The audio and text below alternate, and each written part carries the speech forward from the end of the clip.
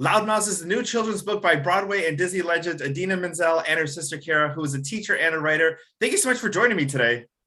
Thanks for having us. Thank you. So first of all, I've been watching you the whole week and I've been loving the interviews. Is this a rare time where the two of you get to spend so much time together?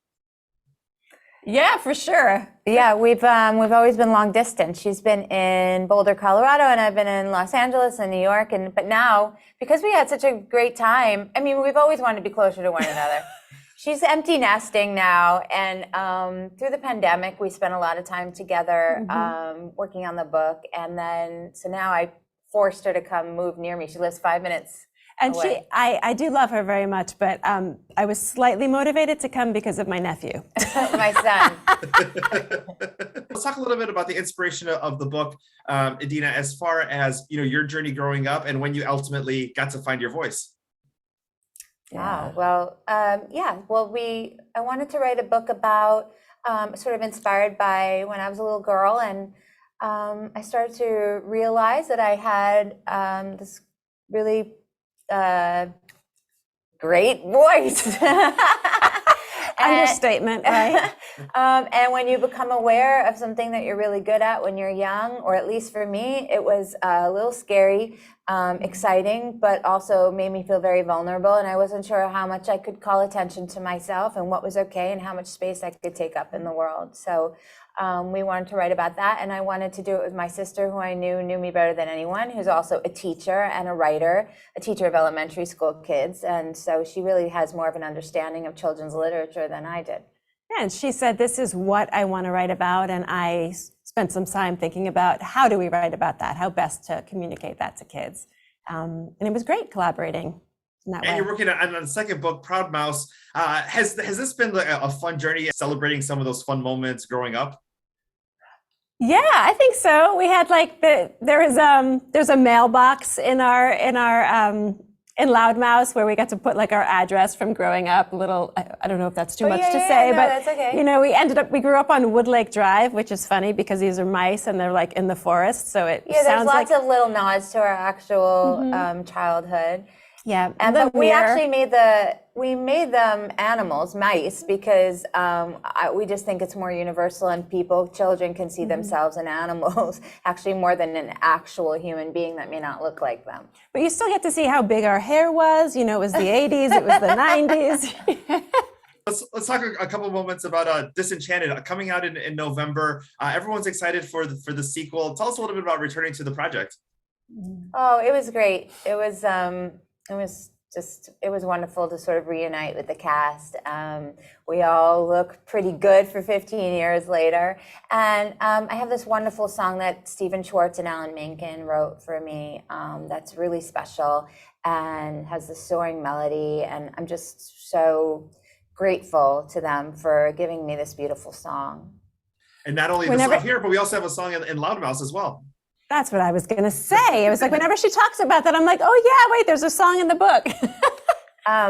We wrote a song for Loudmouse because there's a refrain in our book where our little mouse always uses her tail and uses it as a microphone.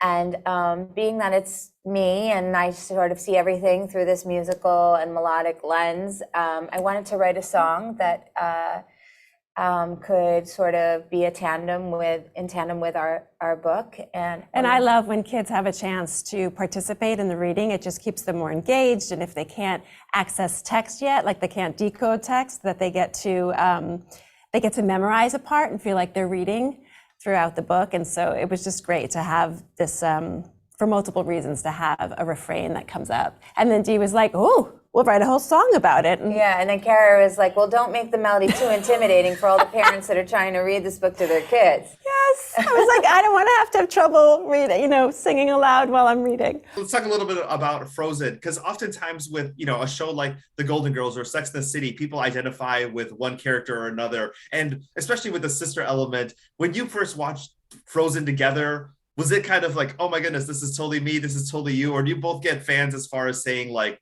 this was totally my sister and I growing up?